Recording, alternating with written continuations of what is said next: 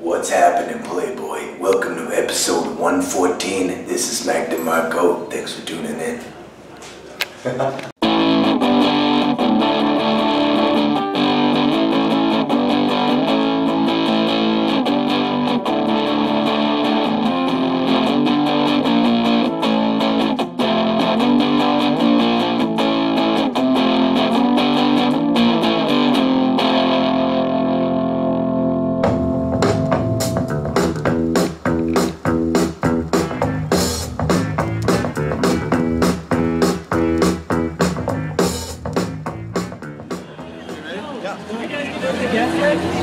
Yeah, sure. Oh, cool. Sick. Let's see what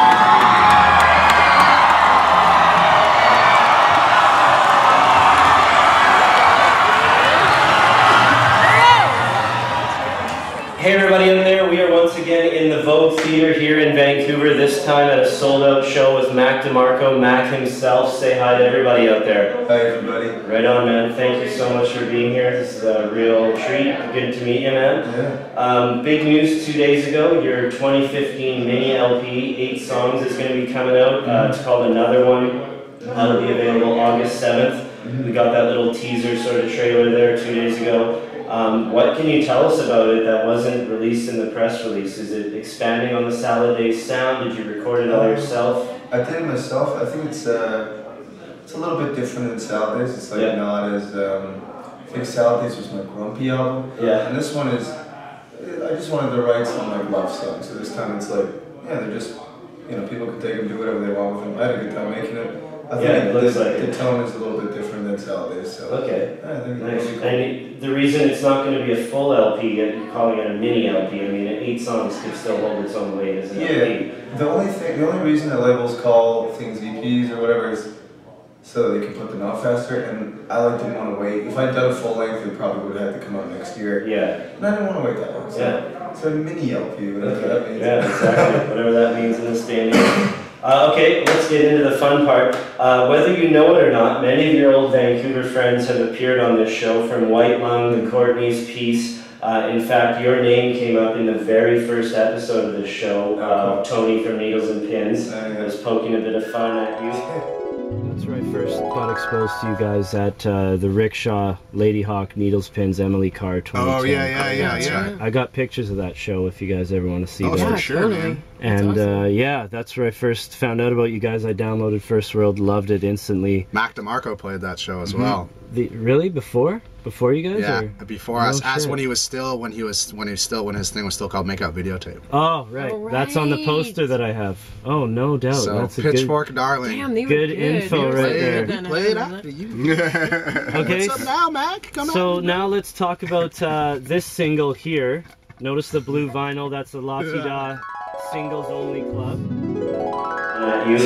Another friend of yours, Conan Moccasin, has also been on the show. I know you guys have a special relationship. So yeah. So how did you guys I'd love to hear, just as a fan of both of you, how did you guys meet, and talk about the music he's making, because I definitely see similarities in your music.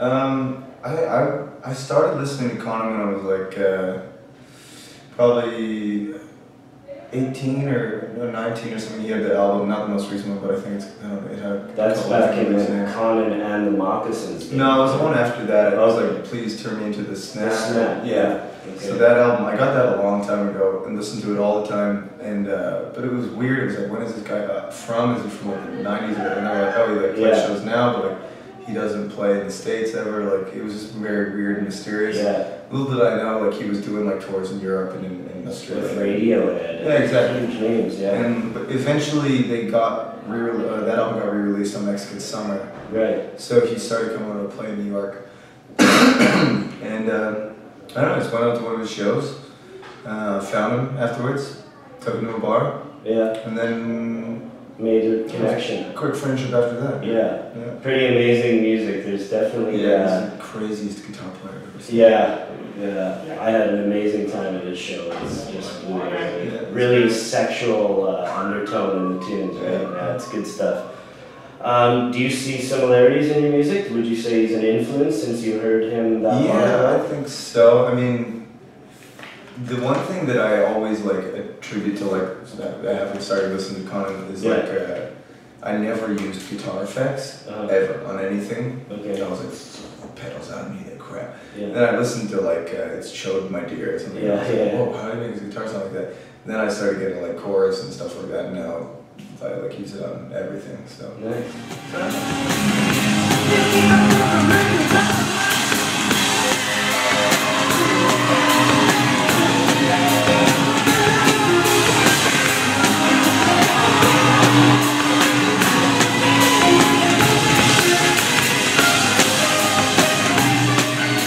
Your last two LPs have been named Best New Music by Pitchfork, right? Mm-hmm. Another one of your old Vancouver connections has been on the show, Alex from Dirty Beaches, who also had an album named Best New Music. And when he was on, I asked him about the power that Pitchfork holds and any pressure he may feel in recording new music to attain this Best New Music.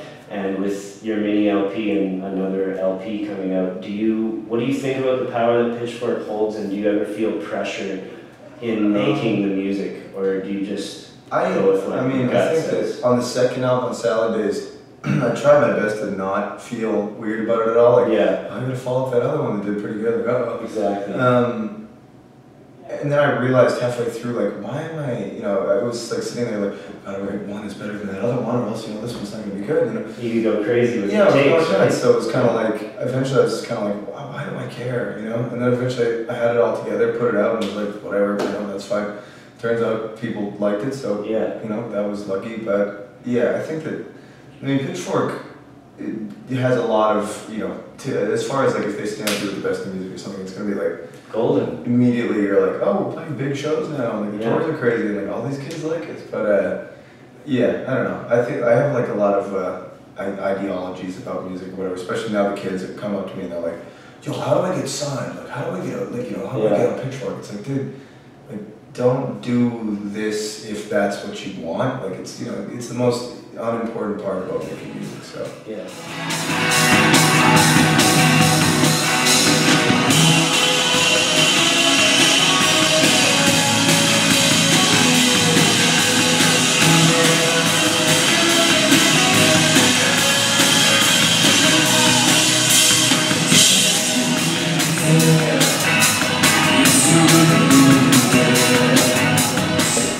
we'll go out to the fans quickly. We've got three little quick ones here from the fans out in the line.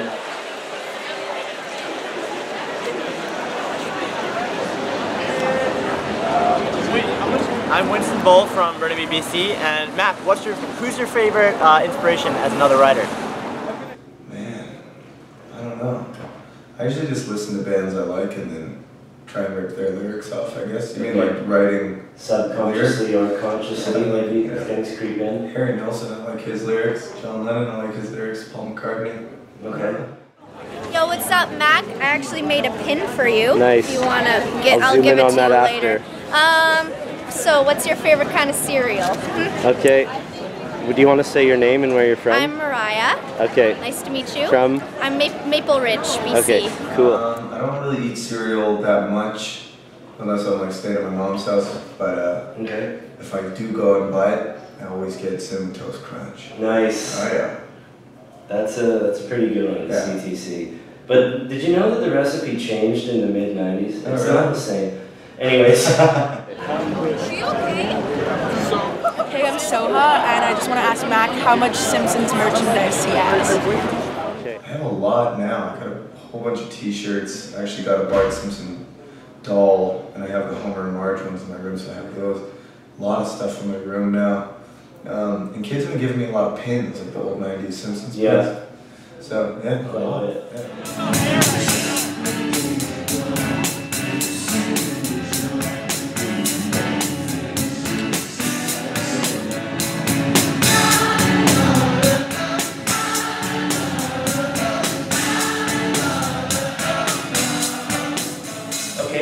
Here's an interesting question that I've come up with, I think. You moved to Vancouver right out of high school from Edmonton.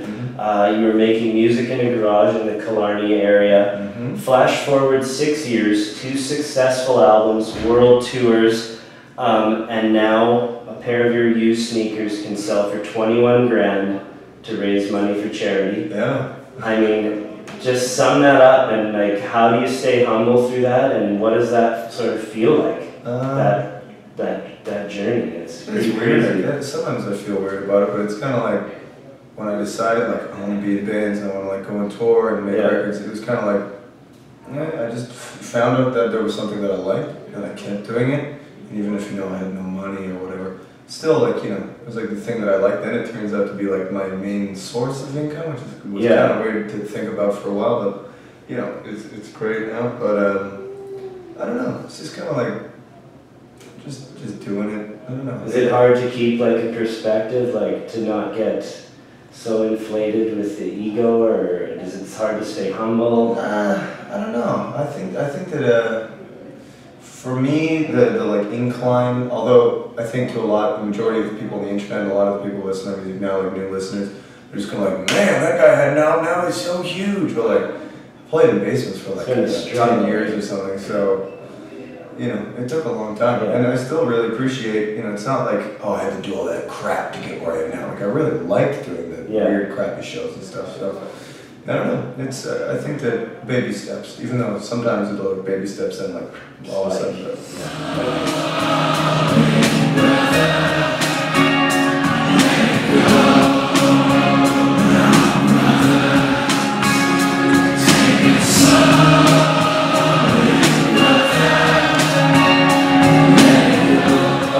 I think that's it. I don't want to take up too much of your time here, but I really enjoyed your performance on Conan. That was killer, man. The guitar solo, I know that wasn't you, but that was really spectacular.